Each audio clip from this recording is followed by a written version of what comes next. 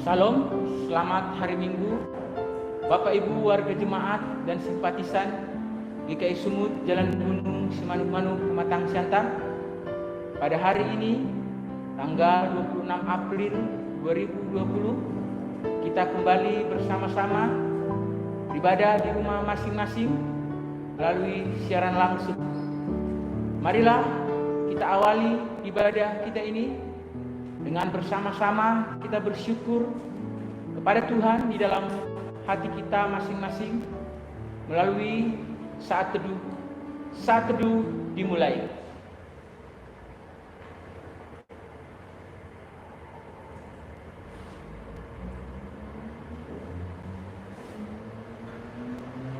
Kami bersyukur kepadamu ya Tuhan, karena pada hari ini Engkau masih memberkati kami. Dan hari ini kami boleh lagi bersama-sama beribadah melalui siaran langsung. Dalam nama Tuhan Yesus kami sampaikan syukur kami kepadamu Bapa. Amin. Marilah kita awali ibadah kita ini dengan bernyanyi dari Kidung Jemaat nomor 15 ayat 1 dan ayat 3.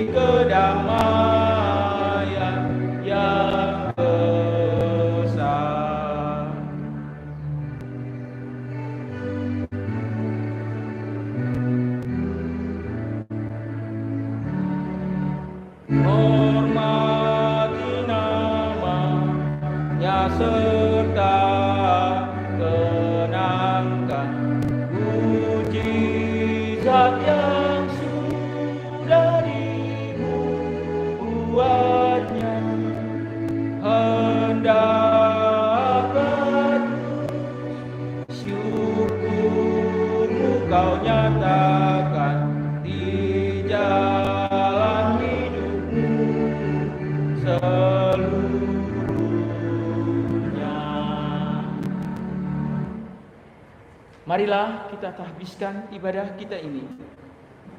Sumber pertolongan kita adalah di dalam nama Tuhan yang menjadikan langit dan bumi, yang tetap setia sampai selama-lamanya.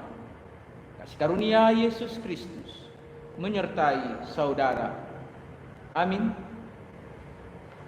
Nats pembimbing kita pada hari ini terambil dari 2 Korintus pasal 5 ayat 17. Beginilah firman Tuhan. Jadi siapa yang ada di dalam Kristus, ia adalah ciptaan baru. Yang lama sudah berlalu, sesungguhnya yang baru sudah datang. Kita sambut nats pembimbing dengan bersama-sama bernyanyi dari Kidung Jemaat nomor 295 ayat 1 dan ayat 2.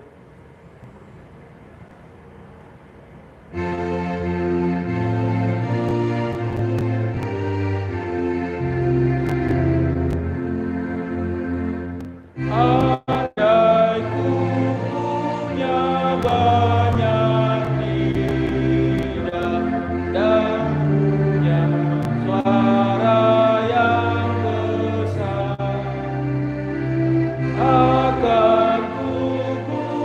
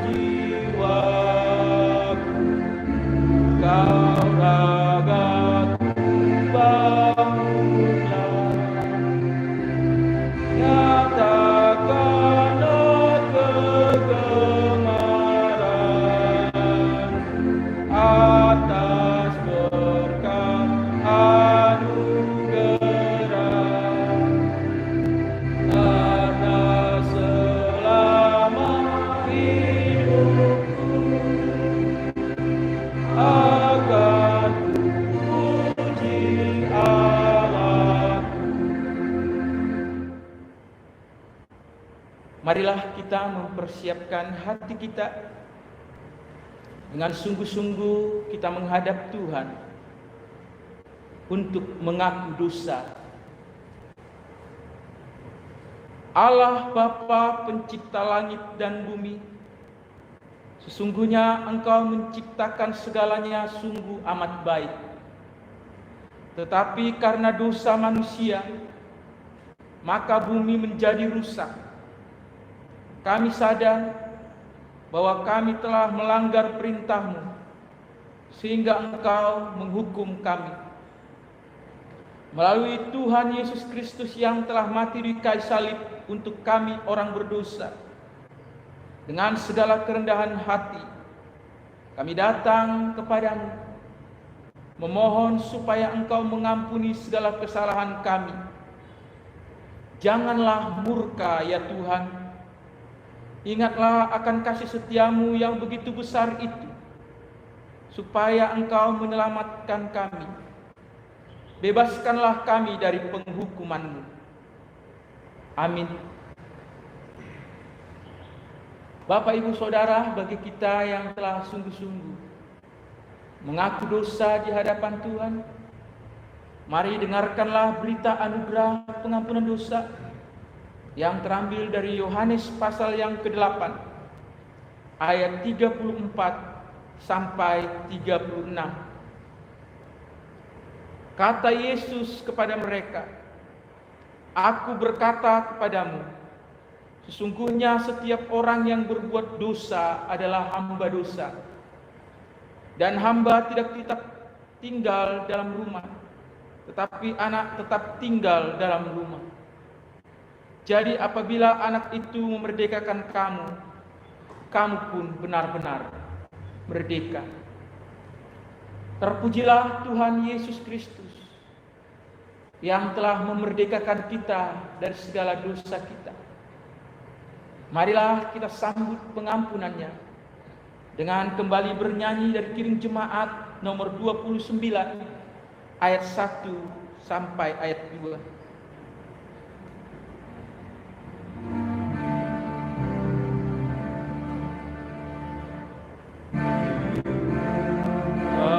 Tuhan Yesus, betapa hina diriku, ku bawa dosa-dosaku di muka Tuhan Yesus.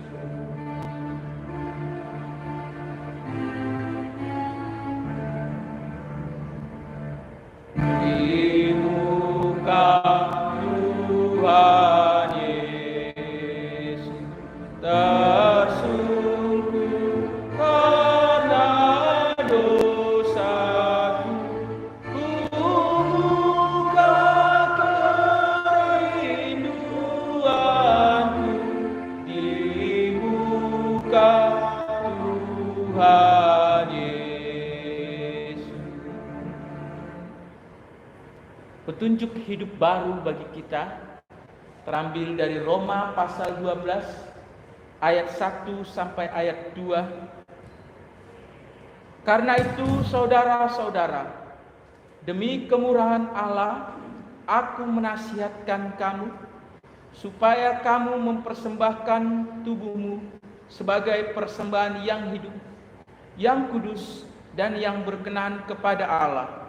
Itu adalah ibadahmu yang sejati.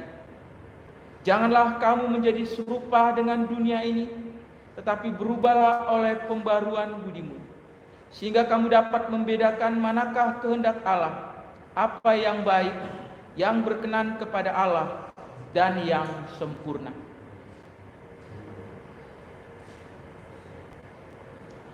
Kita sambut petunjuk hidup baru dengan bernyanyi kembali dari Kidung Jemaat nomor 49 ayat 1 sampai ayat 2.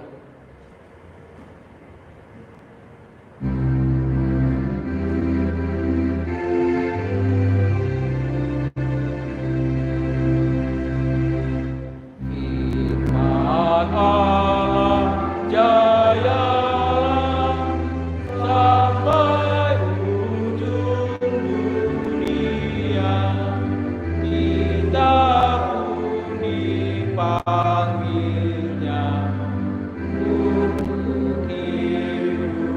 dan bakar.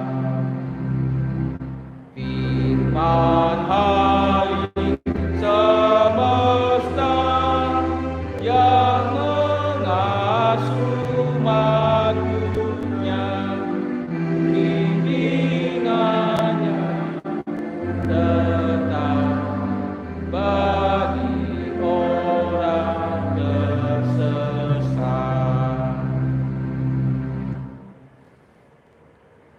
Marilah kita bersatu di dalam doa. Kami mengucap syukur kepadamu ya Tuhan, kalau hari ini kembali lagi kami akan merenungkan firman Tuhan. Kiranya Roh-Mu yang kudus membimbing kami sehingga kami dapat memahami firman-Mu dengan baik, terlebih dapat melakukannya dalam kehidupan kami. Seperti situasi yang sekarang kami hadapi saat ini, tentu kami sangat membutuhkan firman-Mu untuk membimbing kami. Berfirmanlah Tuhan, sebab kami siap untuk mendengarnya. Amin.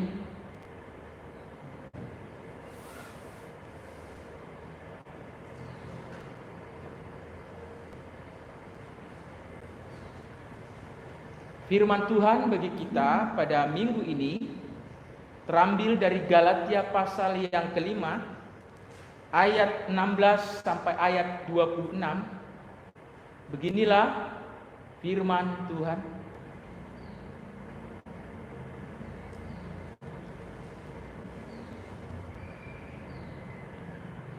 Maksudku ialah, hiduplah oleh Roh, maka kamu tidak akan menuruti keinginan daging. Sebab keinginan daging berlawanan dengan keinginan roh, dan keinginan roh berlawanan dengan keinginan daging.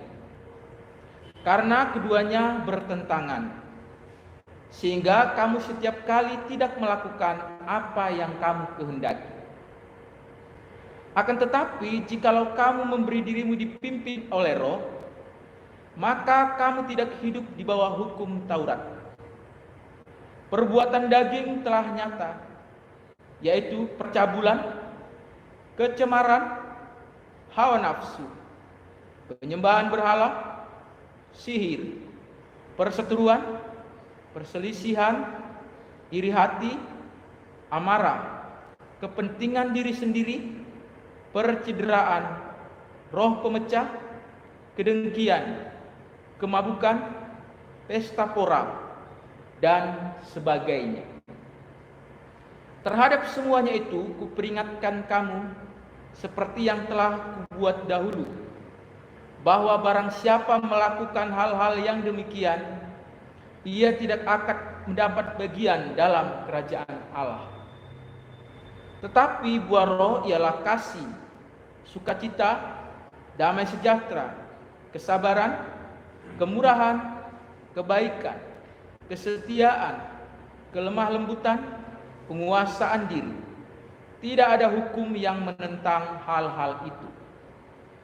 Barang siapa menjadi milik Kristus, ia telah menyalibkan daging dengan segala hawa nafsu dan keinginannya. Jikalau kita hidup oleh Roh, baiklah hidup kita juga dipimpin oleh Roh. Dan janganlah kita gila hormat, janganlah kita saling menantang dan saling mendengki.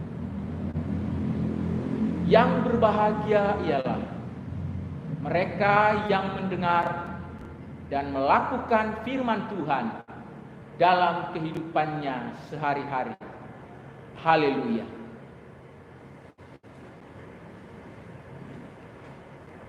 Bapak Ibu, tema firman Tuhan bagi kita pada hari ini, orang yang bertobat hidupnya dipimpin oleh Roh Kudus.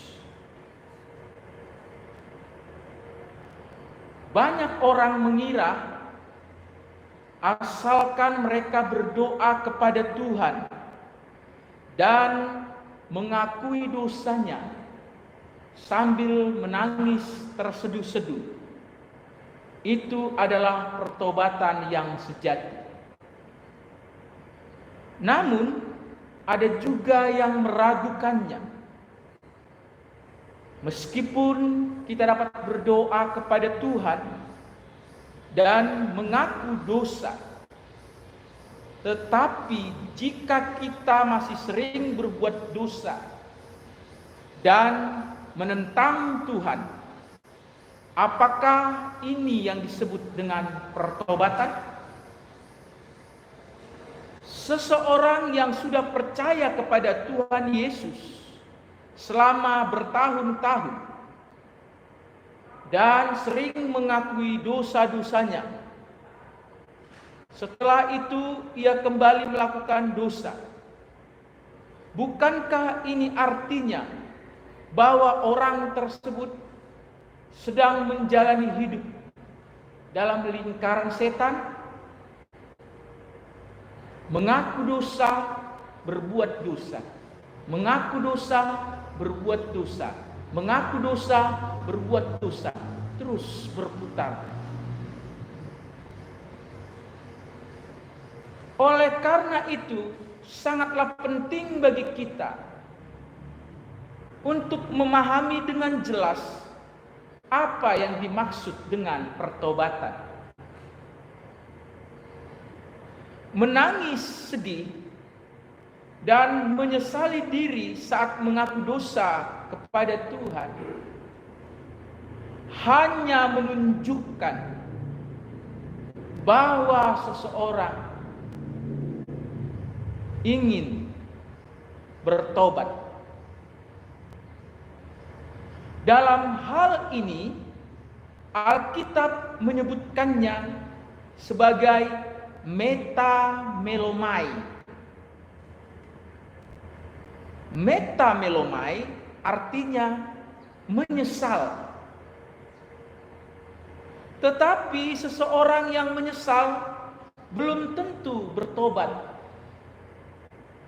Misalnya ketika seorang pencuri kedapatan mencuri sesuatu, kemudian ia mengakui kesalahannya dan berjanji untuk tidak mencuri lagi.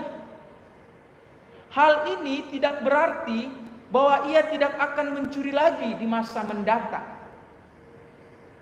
Namun, jika ia mampu menahan diri untuk tidak mencuri lagi dalam keadaan apapun, maka hal itulah yang membuktikan bahwa ia telah bertobat. Meskipun seseorang sering menghadap Tuhan untuk bertobat dan mengaku dosa, ini hanyalah pengakuan secara verbal dan belum tentu menunjukkan kebencian atas dosa-dosa yang dilakukannya. Pertobatan seperti ini tidak sesuai dengan firman Tuhan, karena ia hanya menunjukkan rasa menyesal. Walau pertobatan diawali oleh sebuah kesadaran dan penyesalan atas dosa-dosa yang telah dilakukan.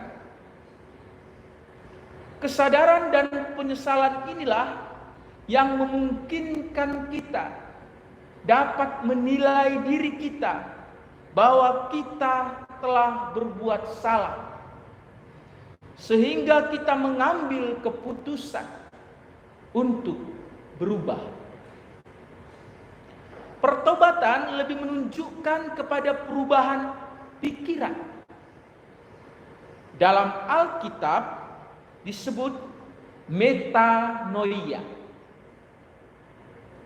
Kata ini terbentuk dari dua kata, yaitu meta yang artinya berubah dan nous yang artinya pikiran. Di sini pertobatan lebih menekankan perubahan pikiran daripada berorientasi pada perbuatan fisik yang kelihatan. Karena perbuatan baik yang kelihatan secara fisik bisa menipu. Hal itu bisa saja terjadi karena motivasi tertentu. Jadi, perbuatan baik itu belum tentu menunjukkan bahwa seseorang telah bertobat. Tuhan menelisik hati manusia yang terdalam, dan manusia tidak bisa menipu Tuhan. Namun sangatlah jelas kalau pola berpikir seseorang berubah, maka perbuatannya dan seluruh gaya hidupnya pun juga berubah. Ia pasti akan mengalami perubahan nyata dalam hidupnya. Seperti kisah Raja Daud di dalam Alkitab. Untuk mendapatkan Batsheba dan menutupi perzinahan yang telah dilakukannya, Daud telah membunuh Uria. Kemudian Tuhan mengutus Nabi Nathan untuk berbicara kepada Daud supaya ia sadar akan dosa-dosa yang telah dilakukannya, dan bahwa Tuhan akan menghukumnya karena dosa-dosanya itu. Sejak saat itu, pedang tidak pernah menjauh dari rumahnya. Setelah menyadari perbuatan jahatnya, Daud menjadi sangat menyesal dan ia membenci dosa yang telah dilakukannya. Dan karena itu, ia dengan tulus berdoa kepada Tuhan, mengakui dosa-dosanya dan bertobat. Saat bertambah tua, tubuhnya tidak tahan dengan hawa yang dingin, sehingga para pelayan Daud memilihkan seorang gadis perawan untuk menghangatkan tempat tidurnya. Tetapi Daud tidak melakukan hubungan seksual dengan perempuan itu. Kita dapat melihat di sini bahwa Daud telah memiliki hati yang takut akan Tuhan. Ia telah membenci dosa-dosanya yang lalu, dan ia tidak mau lagi mengulangi kesalahan itu. Inilah ungkapan pertobatan yang sejati. Ada lagi cerita di dalam Perjanjian Baru yang juga menjelaskan tentang pertobatan. Kita ambil cerita yang pertama, cerita tentang seorang anak yang hilang. Pada mulanya anak yang hilang ini mengabaikan ayahnya. Ia meminta harta ayahnya yang menjadi bagiannya dan lebih memilih hidup untuk mengejar kesenangannya sendiri. Sampai suatu kali hartanya habis. Ia menjadi begitu miskin dan kelaparan dan tidak memiliki harapan sama sekali. Lalu ia sadar, ia menyesali apa yang telah diperbuatnya, dan kemudian ia memutuskan untuk kembali ke rumah bapaknya. Cerita yang kedua, kita ambil cerita tentang dua orang anak. Dalam cerita ini, suatu kali ayahnya memerintahkan kedua anaknya untuk mengerjakan ladangnya. Anaknya yang pertama menolak keinginan ayahnya. Sedangkan anak yang kedua mengatakan iya.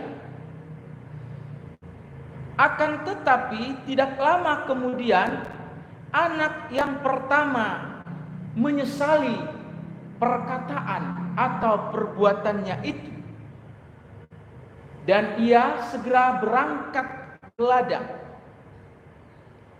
Jika melihat kedua cerita ini, pertobatan adalah sebuah kesadaran dan penyesalan atas kesalahan yang telah dilakukan, kemudian diikuti oleh perubahan tindakan. Apabila seseorang telah bertobat, ia masih akan diperhadapkan dengan keputusan untuk memilih mengikuti hawa nafsu atau mengikuti kehendak Allah, mengikuti kehendak daging atau kehendak Roh Kudus. Tetapi karena ia telah bertobat, maka ia akan memilih jalan yang sempit yang menuju kepada kehidupan kekal. Ia tidak akan memilih jalan yang lebar yang menuju pada kebinasaan. Ia telah sanggup mengambil keputusan untuk meninggalkan kehidupan lama dan membenci perbuatan-perbuatan dosa.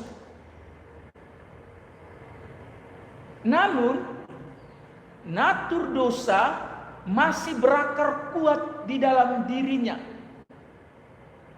dan ia masih memiliki kemampuan dan kemauan untuk berbuat dosa dan menentang Tuhan. Saat kita bertobat, keinginan terhadap dosa tidak mati dalam diri kita. Hal ini terjadi karena dosa Adam atau dosa awal, sehingga setiap manusia keturunan Adam mempunyai tabiat dosa atau natur dosa. Natur dosa inilah yang telah menyebabkan kita berdosa. Sebagaimana halnya seekor kucing yang menyebabkan kucing mengeong. Hal ini terjadi secara alamiah.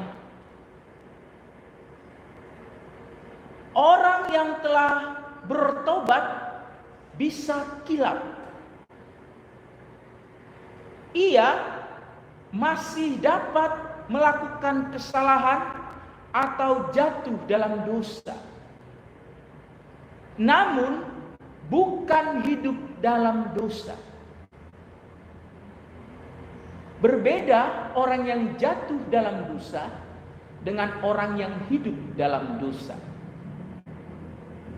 Mazmur 37 ayat 23 sampai 24, Tuhan menetapkan langkah-langkah orang yang hidupnya berkenan kepadanya. Apabila ia jatuh, tidaklah sampai tergeletak, sebab Tuhan menopang tangannya. Ia jatuh tapi tidak tergeletak. Ia jatuh tapi langsung berdiri. Orang yang telah bertobat bisa kilap. Ia, walaupun di dalam dirinya telah merupakan suatu kepastian bahwa ia pasti akan menjauhi dosa, tetapi karena ketidaksempurnaannya sebagai manusia, ia bisa berbuat salah. Hanya Tuhan yang sempurna, sehingga Tuhan tidak mungkin berbuat kesalahan yang paling kecil sekalipun. Manusia menjadi orang berdosa sebenarnya bukan karena mereka berbuat dosa. Mereka berbuat dosa karena memang mereka adalah orang berdosa. Inilah keadaan yang kita sebut sebagai dosa warisan. Sama seperti seorang anak mewarisi karakteristik fisik orang tuanya, kita juga mewarisi natur dosa dari Adam. Seperti kata Rasul Paulus dalam Roma pasal 7 ayat 21, demikianlah aku dapati hukum ini, jika aku menghendaki berbuat apa yang baik, yang jahat itu ada padaku. Pada dasarnya manusia yang dilahirkan secara daging, keturunan Adam, kecenderungan hatinya akan berbuat apa yang jahat. Karena secara status manusia telah dikuasai oleh kuasa dosa. Itulah yang membuatnya melakukan dosa perbuatan. Dimulai dari kecenderungan hatinya ingin berbuat jahat, kemudian berbuah, yaitu dosa perbuatan. Ia berbuat dosa. Dosa asal atau natur dosa tidak sama dengan dosa perbuatan. Dosa asal adalah suatu kerusakan natur kita secara turun-temurun yang menyebar ke seluruh jiwa manusia, kemudian menghasilkan buah, yaitu hal-hal yang jahat di dalam diri manusia. Yang di dalam teks firman Tuhan pada hari ini di Galatia 5 ayat 19 sampai 21 disebut dengan perbuatan daging. Perbuatan daging yang bertentangan dengan hukum Allah ini telah dilakukan oleh semua manusia secara pribadi. Ini disebut dengan dosa pribadi atau dosa perbuatan atau dosa aktual.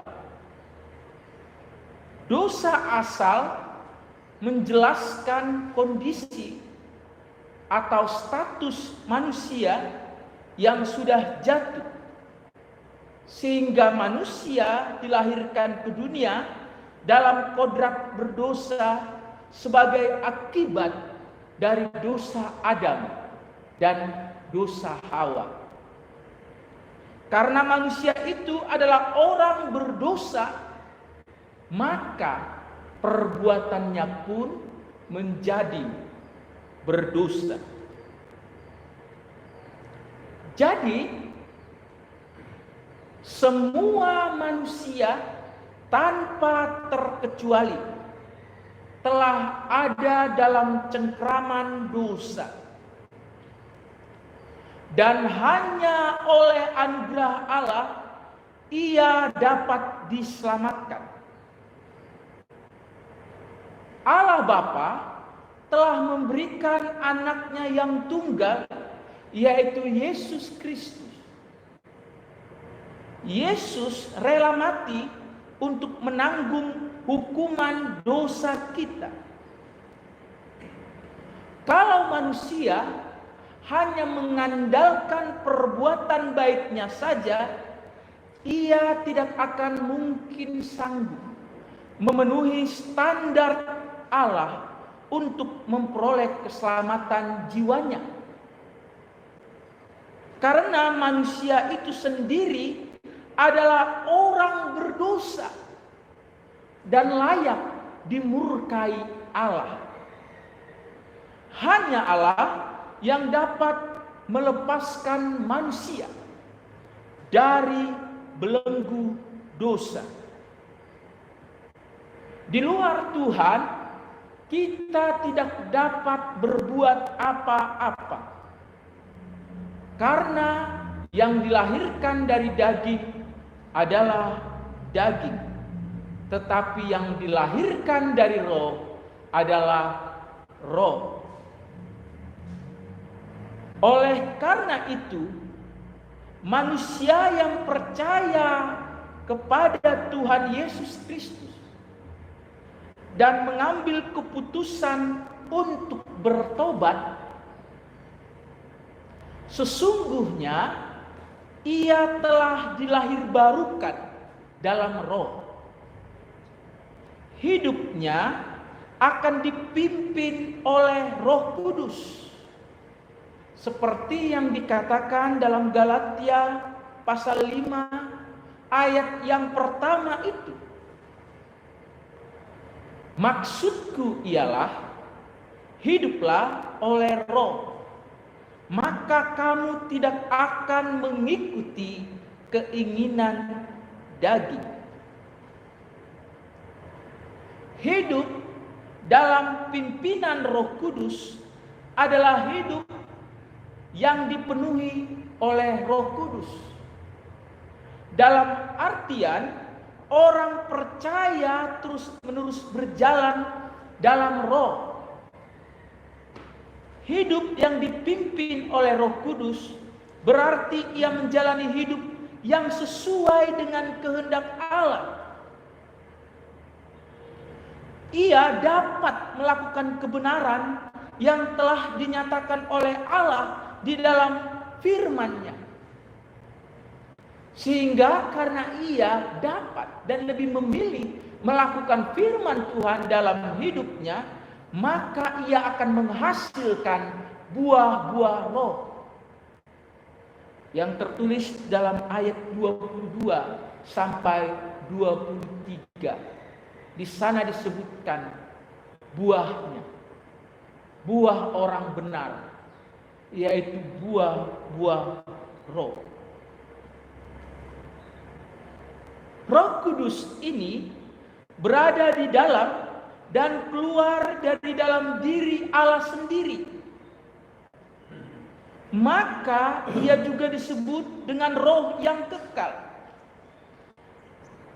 Dan ia juga memiliki kodrat yang identik dengan Allah, yaitu kodrat Allah. Dan Allah berdasarkan 1 Yohanes 3 ayat 24 ada di dalam kita melalui Roh Kudus. Roh Allah yang memiliki kodrat ilahi sekarang ada di dalam kita. Sementara itu yang ada di dalam kita adalah kodrat berdosa. Kodrat berdosa dan kodrat Allah ada dalam diri kita. Roh Allah yang ada di dalam diri kita itu merupakan faktor penting bagi seluruh kehidupan kita.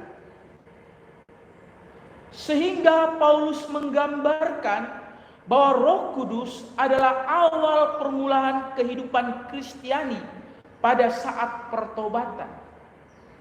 Efesus 4 ayat 23 sampai 24. Roh Kudus adalah kepala yang memimpin jemaat ke dalam segenap kehendak Allah. Sehingga mereka yang sungguh-sungguh percaya akan dipersatukan dengan kepala, yaitu Yesus Kristus, kepala gereja. Jemaat yang sejati akan dikepalai oleh Roh Kudus serta dipimpin oleh Roh Kudus. Peran utama Roh Kudus dalam proses keselamatan kita adalah menyatukan kita dengan Kristus. Roh Kudus menunjukkan kepada kita melalui firman Allah bahwa kita harus memusatkan kehidupan pada tujuan-tujuan Allah. Tubuh memang dikuasai oleh hukum dosa dan menjadi tawanan dosa.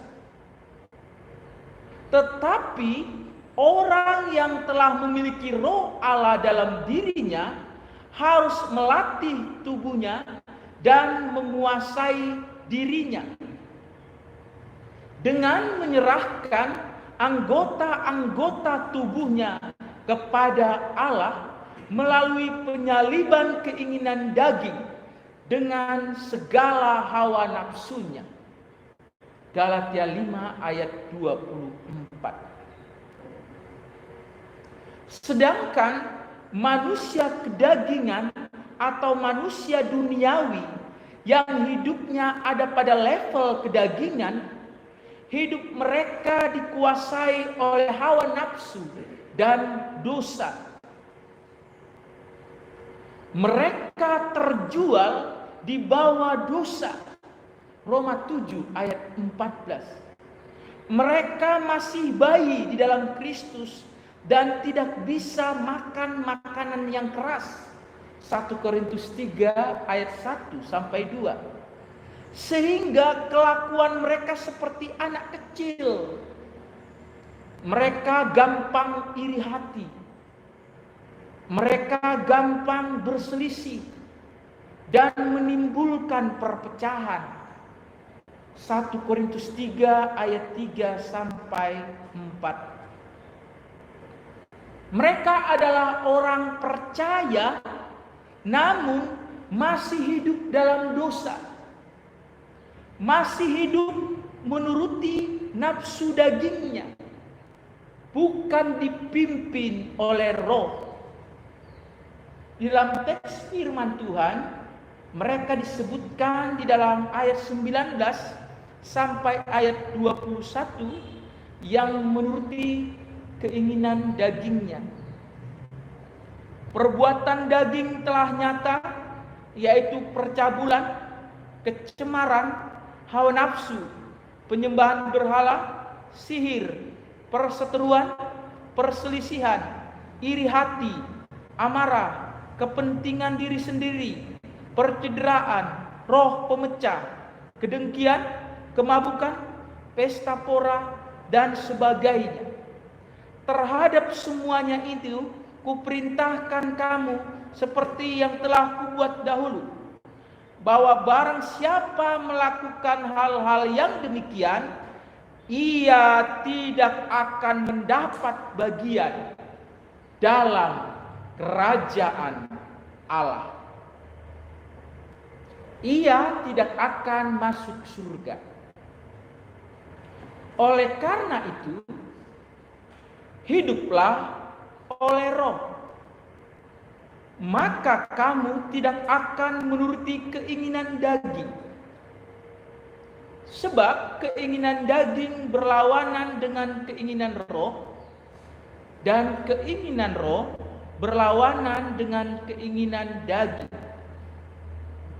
Orang yang menyerahkan hidupnya agar dipimpin oleh Roh Kudus, mereka menyadari bahwa hanya dengan dipimpin oleh Roh Kudus, maka ia mampu untuk menyalibkan keinginan dagingnya.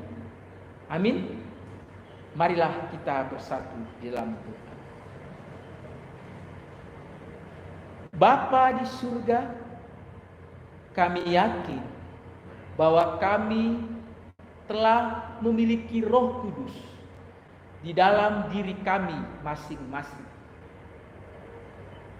Tetapi di dalam diri kami juga tinggal natur kami sebagai manusia, yaitu sebagai orang berdosa. Kodrat orang berdosa, kodrat Allah ada di dalam diri kami. Tetapi kami yang telah mengakui bahwa di dalam diri kami ada Roh Kudus, maka kami harus memberikan diri untuk hidup dipimpin oleh Roh Kudus. Kami akan hidup di bawah kendali Roh dan mematikan setiap keinginan-keinginan daging di dalam diri kami. Karena kami adalah manusia yang telah ditebus oleh Yesus Kristus. Kami adalah manusia baru yang hidup dalam pertobatan. Terima kasih untuk firman-Mu Bapa. Dalam nama Tuhan Yesus kami berdoa. Amin. Marilah kita sambut firman Tuhan yang telah kita dengarkan tadi dengan bernyanyi dari Kidung Jemaat nomor 305 ayat 1 dan ayat 5.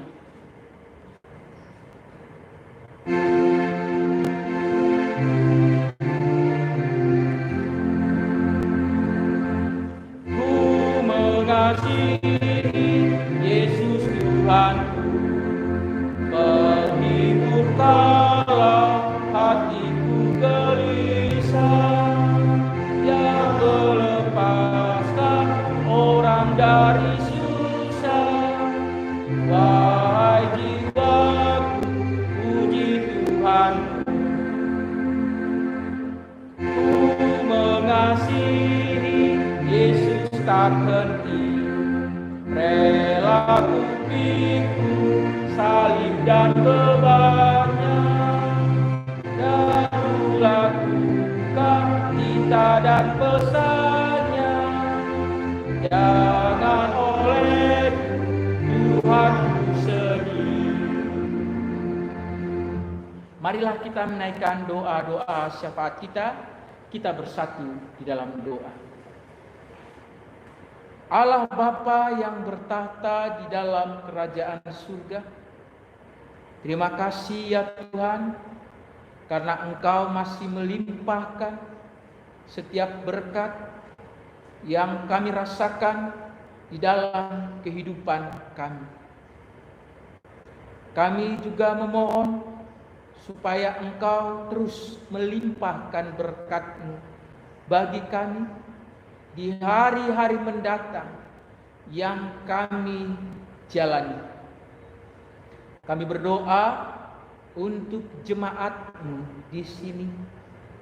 Kiranya Engkau menyertai kami semua, dari anak-anak sampai lansia. Keluarga-keluarga jemaat-Mu yang jauh maupun dekat dari kami, juga kiranya Engkau menyertai dan memberkati kami. Khususnya di tengah pandemi virus corona yang melanda dunia termasuk Indonesia.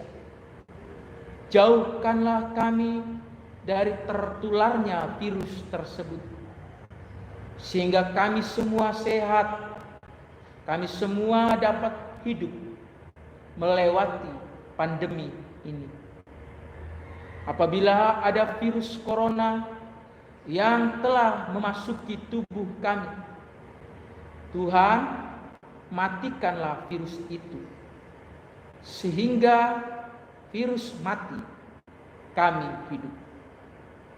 Kami memohon supaya Engkau terus menguatkan imun tubuh kami, agar kami tetap kuat dan sehat. Setiap pergumulan dari seluruh jemaat-Mu ya Tuhan, apapun itu Engkau yang mengetahuinya.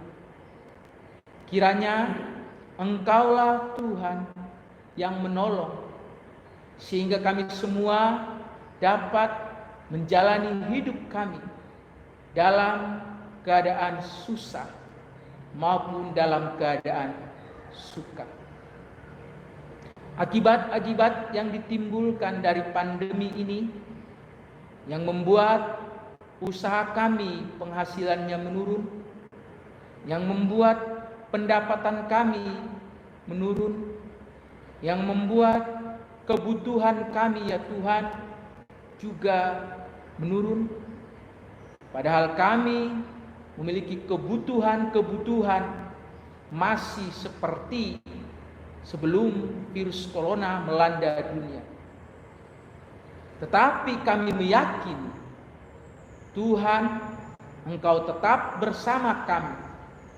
Engkau pasti membuka jalan bagi kami, sehingga setiap kebutuhan yang kami butuhkan, setiap penghasilan yang kami inginkan, kiranya semuanya itu Tuhan sesuai dengan keperluan kami.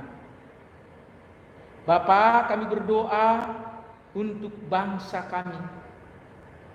Engkaulah kiranya yang menjauhkan kekacauan, kelaparan, dan sebagainya yang dapat membuat kami susah.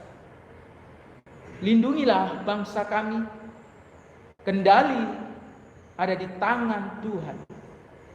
Para pemimpin yang memimpin bangsa kami, Engkau kiranya memberikan hikmat sehingga mereka dapat dengan bijaksana memimpin bangsa ini. Doa kami, tolong mereka Tuhan. Bahkan seluruh dunia juga merasakan kesusahan untuk menghadapi virus ini.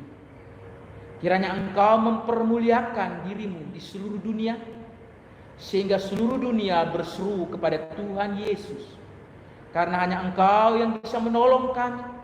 Dan kiranya kami semua ya Tuhan dapat meninggalkan setiap dosa dan pelanggaran kami. Kami bertobat supaya Engkau segera menghentikan penyebaran daripada virus corona ini.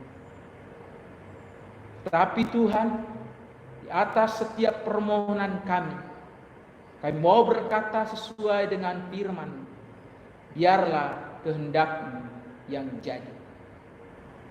Di dalam nama Tuhan Yesus Kristus, kami sampaikan doa ini kepadamu ya Bapa. Dengan bersama-sama kami akan mengakhiri doa ini. Kami akan mengucapkan bersama-sama doa Bapa kami. Bapa kami yang di surga, dikuduskanlah nama-Mu. Datanglah kerajaan, jadilah kehendak-Mu di bumi seperti di surga. Berikanlah kami pada hari ini makanan kami yang secukupnya, dan ampunilah kami akan kesalahan kami, seperti kami juga mengampuni orang yang bersalah kepada kami. Dan janganlah membawa kami ke dalam pencobaan, tapi lepaskanlah kami daripada yang jahat. Karena Engkaulah yang punya kerajaan dan kuasa dan kemuliaan sampai selama-lamanya. Amin. Bapak Ibu, marilah kita kembali bernyanyi dari Kidung Jemaat nomor 237 ayat 1 sampai ayat 2.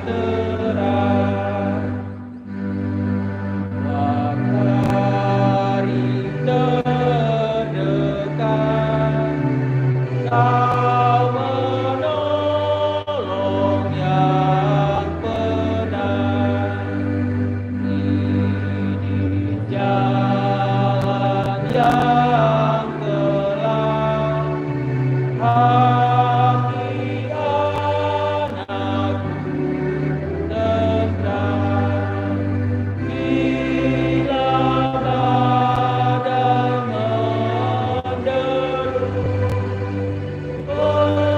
Dengarkan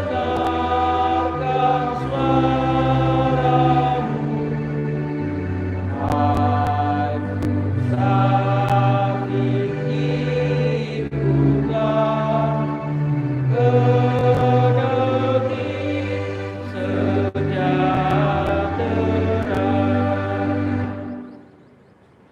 Bersama dengan semua orang percaya di segala abad dan tempat, marilah kita bersama-sama mengucapkan pengakuan iman rasuli. Aku percaya kepada Allah Bapa yang Maha Kuasa, Khalik langit dan bumi, dan kepada Yesus Kristus, Anaknya yang tunggal Tuhan kita, yang dikandung daripada Roh Kudus, lahir dari anak darah Maria, yang menderita di bawah pemerintahan Pontius Pilatus, disalibkan, mati dan dikuburkan, turun ke dalam kerajaan maut. Pada hari yang ketiga, bangkit pula dari antara orang mati, naik ke sorga, duduk di sebelah kanan Allah Bapa yang Maha Kuasa, dan akan datang dari sana untuk menghakimi orang yang hidup dan yang mati. Aku percaya kepada Roh Kudus, gereja yang kudus dan am, persekutuan orang kudus, pengampunan dosa, kebangkitan daging, dan hidup yang kekal. Amin. Bapak Ibu, marilah kita akhiri ibadah kita ini dengan bersama-sama bernyanyi dari Kidung Jemaat nomor 339 ayat 1 sampai ayat 2.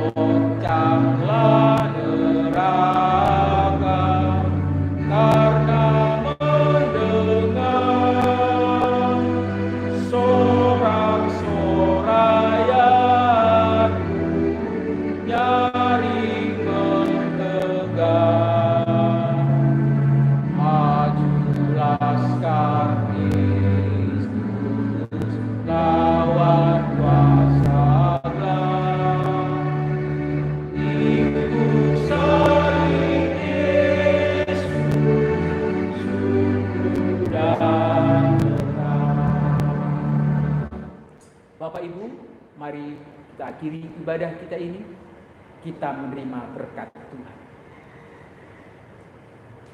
Tuhan memberkati engkau dan melindungi engkau. Tuhan menyinari engkau dengan wajah-Nya dan memberi engkau kasih karunia. Tuhan menghadapkan wajah-Nya kepadamu dan memberi engkau damai sejahtera. Haleluya. Amin.